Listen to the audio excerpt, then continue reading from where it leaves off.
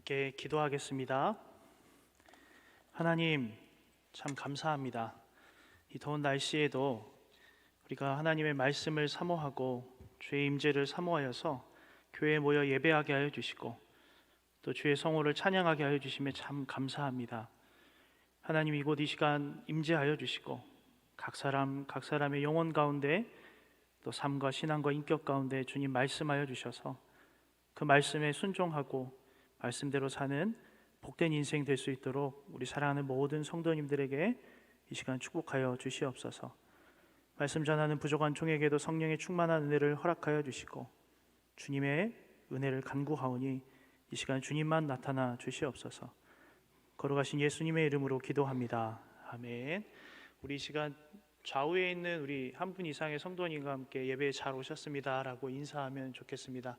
예배에 잘 오셨습니다. 감사합니다. 반갑습니다. 네, 축복합니다. 목회자에게 월요일 오전 시간이 가장 취약한 시간입니다. 여러분들 잘 아시겠지만 제일 피곤한 시간이고 또 쉬고 있는 시간이기도 합니다.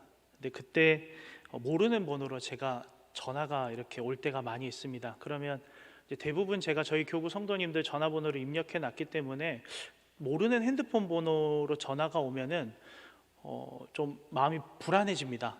무슨 일이 생긴 건지 뭐 그런 전화를 받을 때가 종종 있습니다. 아니나 다를까 지난 월요일 아침 8시에도 전화가 한 통 왔습니다. 핸드폰 번호로 전화가 오니까 안 받을 수가 없어서 받았는데 이렇게 이야기를 시작했습니다. 전화 여보세요 하고 받으니까 네, 안녕하세요 고객님. 이제 전화구나. 광고 전화구나 이렇게 받았는데 끊으려고 했는데 좀 황당한 이야기를 들었습니다. 초읍에 좋은 아파트가 나왔는데 바다뷰입니다 라는 거예요. 제가 부산 온 지 2년 정도 됐는데 초읍이 어딘지 압니다. 바로 뒤잖아요. 근데 초읍에 바다뷰 아파트라는 말을 듣고 그게 가능한가? 라는 좀 생각을 해봤습니다. 그래서 아파트를 광고하는 그런 분양 광고를 하는 전화를 받았었는데 저희가 살면서 그런 전화 받을 때도 많이 있고 어디 투자하면 좋다, 우리 아이들 학원 어디 보내면 좋다, 뭘 먹으면 건강해진다 라는 그런 소문을 우리는 많이 듣고 살아갑니다. 또 제 친구가 얼마 전에 이런 전화를 저에게 한번 했습니다. 정말 친한 친구인데 서스럼 없이 저한테 이야기하는 겁니다. 전화를 받자마자 저한테 하는 이야기가 들켰어 라는 거예요. 뭘 들켰니? 그랬더니 책꽂이 사이에다가 몰래 숨겨놓은 비상금을 아들이 빼가지고 엄마한테 갖다 줬다라는 거예요. 뭔지 모르고 이렇게 돈을 보고 얼마야 했더니 한 50만 원 정도.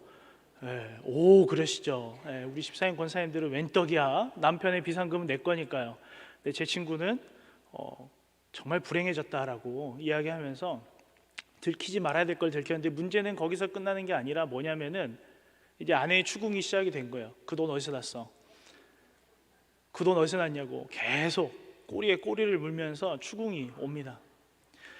여러분, 우리가 삶을 살면서 여러 가지 이야기를 듣고 여러 상황을 마주하면서 그 상황과 정보나 소문들이 우리를 좋은 길로 인도할 때도 있고요, 우리를 불편하게 하거나 혼란스럽게 할 때도 있습니다. 고민스럽게 할 때도 있고, 이게 정말 사실일까 맞을까? 그리고 또 반대로 생각해 보면 여러분, 우리는 어떤 시대를 살고 있습니까? 교회가 세상과 호의적인 관계에 놓여 있습니까?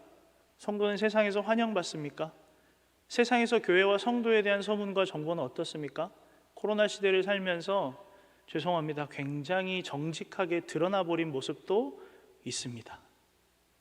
그런데 오늘 본문 말씀 빌레몬서 이 신약 성경이 기록될 때에도 사실 교회와 성도의 상황은 좋은 상황은 아니었습니다. 우리가 이 빌레몬서라는 성경을 대부분 굉장히 빨리 찾아 읽고 넘어가실 겁니다. 여러분, 빌레몬서 찾으면은 이 성경 오른편에 이렇게 축약된 언어가 있죠. 이렇게 빌을 찾아야 될까요? 몬을 찾아야 될까요? 빌레몬서 찾을 때 빌 찾으면 빌립보서가 나옵니다. 몬을 찾으셔야 돼요. 이 오늘 본문의 성경 말씀을 통해서 우리 성도님들과 함께 참 녹록지 않은 이 시대를 살아가는 우리가 그때 당시에도 교회와 성도는 쉽지 않은 상황에 대해서 어떻게 또 평가받고 살아내고 말씀대로 살아내는지를 살펴보고 우리 삶에 적용하여서 상황과 환경이 바뀌는 것이 아니라 우리가 이 은혜를 통해 돌파해내는 그런 귀한 시간 되시기를 소망하고 축복합니다. 우리가 함께 읽은 이 빌레몬서 앞에 이 본문 말씀은 이 빌레몬서는 한 장으로 되어 있습니다. 굉장히 짧은 서신서입니다. 이 빌레몬서는 에베소서, 빌립보서, 골로새서와 함께 바울 사도가 옥중 서신으로 기록한 서신서인데 그 중에 이 골로새서와 함께 보내졌을 것이다. 수신된 지역도 골로새 지역일 것이고, 근데 다만 차이점은 디모데전후서, 디도서, 빌레몬서가 세 개가 같이 있는데요. 개인에게 보내는 서신서입니다. 골로새서, 에베소서, 빌립보서 같은 경우는 지역 교회 공동체에 보내는 공동 서신의 성격을 담고 있다면, 우리가 함께 읽은 이 빌레몬서는 개인에게 보내는 개인 서신, 좀 사적인 내용이 많이 들어있다라고 볼 수 있습니다.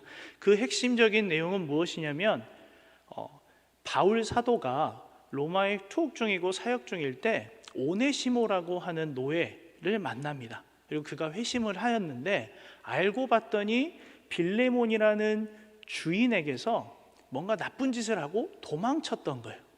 그래서 이 도망친 오네시모와 주인 빌레몬 사이를 바울 사도가 중재해 주기 위해서 보낸 개인적인 편지입니다.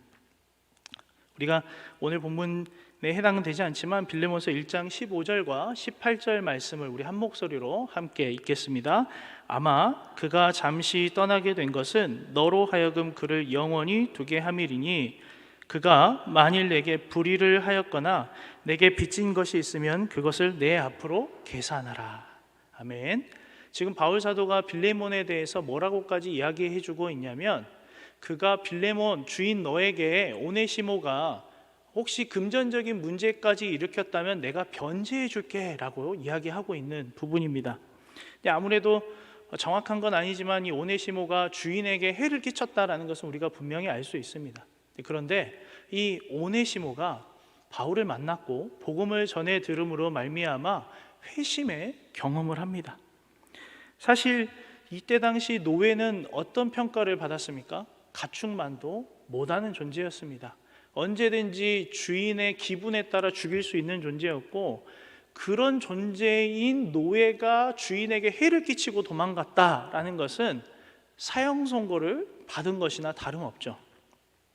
그런 오네시모에게도 하나님께서 은혜를 베풀어 주셔서 바울을 만나 회심을 하게 되었고, 뿐만 아니라 그 오네시모에게 묶여 있고 정말 억눌렀던 그 실제적인 삶의 문제도 바울이 변제해주고 변호해주고 보증을 서주겠다라고 지금 이야기하고 있는 것입니다. 왜 그러는지 우리가 한번 살펴볼 건데, 빌레몬서 1장 10절 말씀을 우리 함께 읽겠습니다. 10절 말씀입니다. 그리고 골로새서 4장 9절도 함께 읽겠습니다. 갇힌 중에서 낳은 아들 오네시모를 위하여 내게 간구하노라. 골로새서 4장 9절입니다. 신실하고 사랑을 받는 형제 오네시모를 함께 보내노니 그는 너희에게서 온 사람이라. 그들이 여기 일을 다 너희에게 알려주리라. 지금 두 부분의 성경을 통해서 우리가 알 수 있는 것은 무엇이냐면은, 빌레몬서 1장 10절에 바울이 표현한 것은 갇힌 중에 낳은 아들 오네시모, 너무 소중하다라는 것이에요. 오네시모의 어떤 노예적인 신분, 그가 삶을 살면서 잘못했던 행위가 중요한 게 아니라 그가 변화된 이후에 정말 낳은 아들과 같다라는 표현을 하고 있고요. 골로새서에 유일하게 등장하는데 신실하고 사랑받는 형제다 라는 표현을 써가면서 바울이 오네시모를 평가하고 있습니다. 이 표현만 봐도 오네시모가 변화되었다, 회심하였다, 교회 공동체와 사도들을 섬기는 자다라는 것을 우리는 알고 있습니다. 이후에 빌레몬서를 쭉 살펴보시면 바울이 오네시모를 곁에 두고 함께 동역하기를 원하지만 다시 주인에게 돌려보내면서 이 서신을 보내는 것입니다. 이렇게 바울 사도가 오네시모를 위해 중재하는데, 주인인 빌레몬은 그러면 어떤 성도였을까요? 우리가 말씀을 함께 살펴봅니다. 첫 번째, 빌레몬서 1장 2절 말씀 함께 읽겠습니다.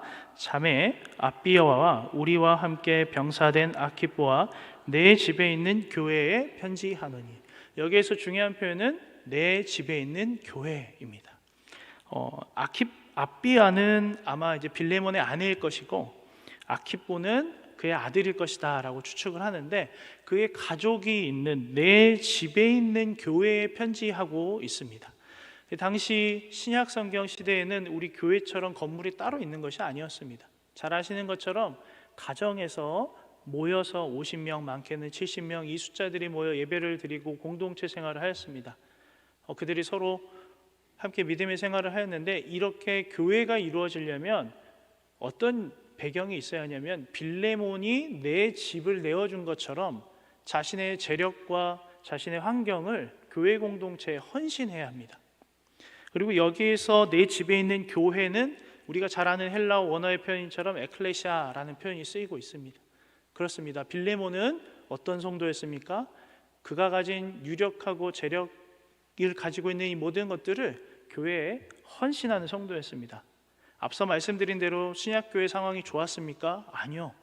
언제 순교당할지 모르는 상황입니다. 다음 주 예배 드릴 때 몇몇 성도들이 안 올 수도 있어요. 울며 그 집 아이가 와가지고, 집사님 우리 엄마 아빠 잡혀가서 순교했어요. 그러면 그 아이를 누가 책임져요? 빌레몬 같은 성도들이 책임지는 것입니다. 그런 교회 공동체를 세우기 위해서 빌레몬은 굉장히 큰 헌신을 한 사람이었습니다. 두 번째, 그는 5절 말씀을 보면 알 수 있는데, 우리 5절 말씀 함께 읽겠습니다. 주 예수와 및 모든 성도에 대한 내 사랑과 믿음이 있음을 들음이니. 주 예수와 및 모든 성도에 대한 무엇이 있다고요? 사랑과 믿음. 여기까지만 살펴봐도 굉장히 이상적인 성도의 모습이죠. 맞습니다. 빌레몬은 참 좋은 성도였습니다. 주 예수와 및 모든 성도에 대한 사랑과 믿음이 있다가 중요한데요. 더 중요한 것은 무엇이냐면, 바울이 이거를 들음이니라는 표현을 씁니다. 들음이니라는 원어를 좀 살펴보면 한 번 들은 게 아니라 계속 여러 번 들었다라고 할 수 있습니다.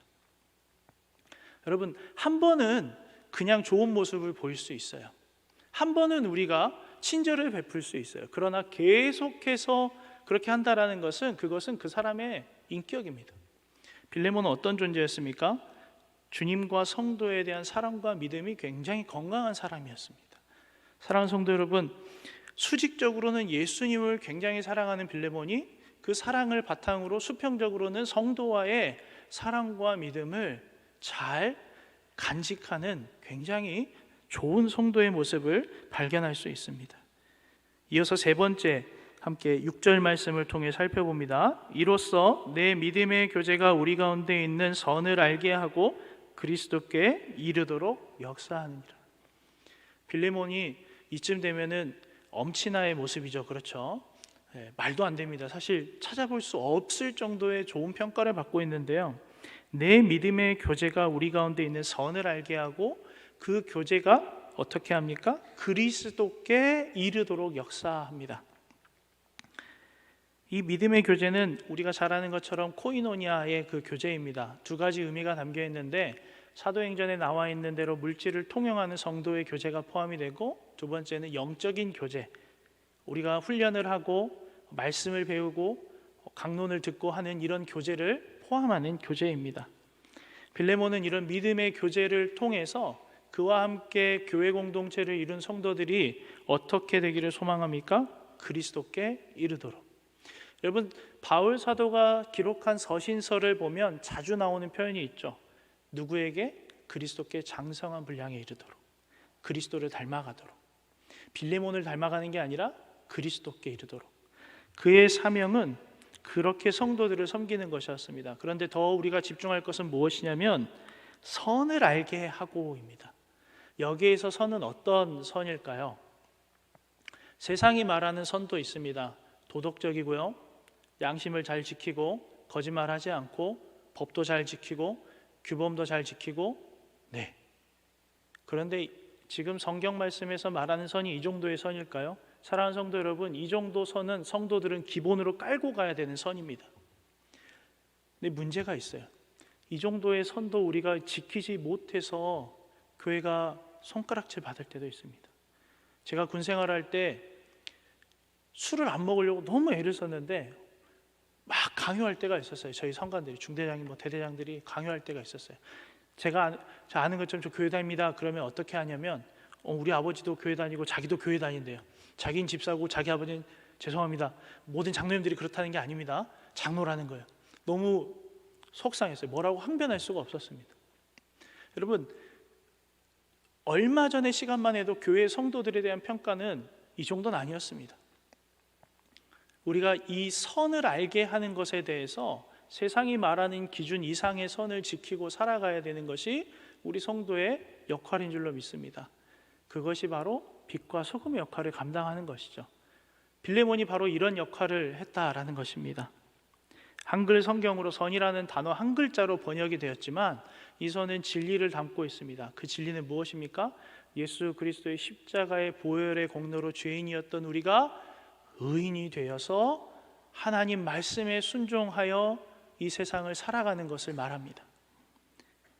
십자가의 은혜로 구원을 받았다면 그 구원받은 자의 역할을 하며 살아야 되는 것이 성도의 역할입니다. 그리고 빌레몬은 그런 역할을 감당하였고 그뿐만 아니라 그와 함께 믿음의 교제를 이룬 지체들에게 모두가 그리스도에 이르도록 역사하는 은혜를 그 통로가 되었다라는 것입니다. 마지막으로 우리 7절 말씀을 함께 보겠습니다. 함께 읽습니다. 형제여 성도들의 마음이 너로 말미암아 평안함을 얻었으니 내가 너의 사랑으로 많은 기쁨과 위로를 받았노라. 성도들의 마음이 빌레몬을 통해서 평안함을 얻었다라고 하고 있고요. 뿐만 아니라 감옥에 갇혀있던 바울도 어떻습니까? 빌레몬을 통해 많은 기쁨과 위로를 받았다라고 합니다. 사랑하는 성도 여러분, 우리 뉴스 틀면 요즘 많이 나오는 뉴스가 뭡니까?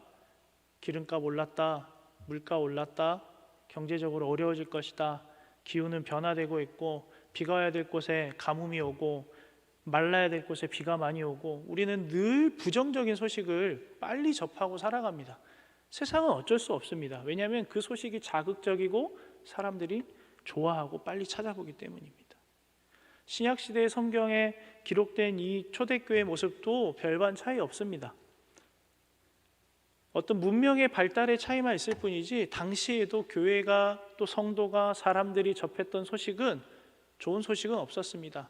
제국 간에 전쟁이 일어나고 어떤 철학이 유행하고 어떻게 살아야 되고 똑같았습니다. 그런데 그 안에서 빌레몬은 교회의 중심에서 성도들의 마음이 빌레몬을 통해 평안함을 얻었다라고 합니다. 그뿐만 아니라 동역자이고 사도였던 바울에게 많은 기쁨과 위로를 받게 하였다라고 표현합니다. 이런 빌레몬의 인격과 신앙을 믿었기 때문에 바울이 오네시모를 중재해 주면서 용서를 요청할 수 있었습니다. 사랑하는 성도 여러분, 이 모습을 통해서 우리에게도 이런 은혜가 있는지를 돌아보시기를 소망합니다. 그의 집을 교회 공동체를 위해 헌신하였고요, 주 예수와 성도에 대한 믿음과 사랑을 가진 성도였으며 믿음의 교제를 통해 선을 알게 하고 그리스도께 이르도록 하였을 뿐만 아니라 성도들과 바울 자신에게도 기쁨과 평안을 주었던 것, 이 본문 말씀을 준비하면서 제가 오늘 우리 수요 강론에 참석하실 우리 집사님, 권사님, 장로님들을 떠올려 보았습니다. 일평생 이렇게 헌신하셨구나. 일평생 교회를 위해 이렇게 성도를 위해 형제와 지체를 위해 살아오셨구나 라는 마음의 감동이 있었습니다. 그럼에도 우리가 앞으로 남아있는 모든 삶, 특별히 하나님 만나러 가는 그 모든 앞날에 이런 은혜가 그치지 않기를 축복합니다. 빌레몬과 같이 계속해서 칭찬받는 성도님 되시기를 소망하고 축복합니다. 그래서 우리를 통해서 우리가 있는 곳에서 계속해서 세상과 다른 역전의 소문이 전해지는 거예요. 세상은 부정적이지만 우리를 통해서 평안함과 기쁨이 전해지는 것입니다. 위로가 필요한 자에게 우리가 위로가 되는 거예요. 믿음의 교제가 필요한 이에게 우리를 통해 믿음의 교제가 일어나는 거예요. 죄송합니다. 우리 권사님들 며느리 욕하시면 안 돼요. 모였을 때 칭찬해 주셔야 돼요. 칭찬해 주셔야 돼요. 네, 사랑해 주셔야 돼요. 내 아들, 딸 자랑하거나 험담하는 게 아니라 우리 권사님, 집사님들 모이면 많이 칭찬해 주고 잘하고 있다고 자랑하고 우리 교회 좋다고. 이 땅에 어느 것이 완전하고 선한 것이 있겠습니까? 죄인인 사람들이 모인 곳에 무엇이 하나라도 선한 게 있겠어요? 그러나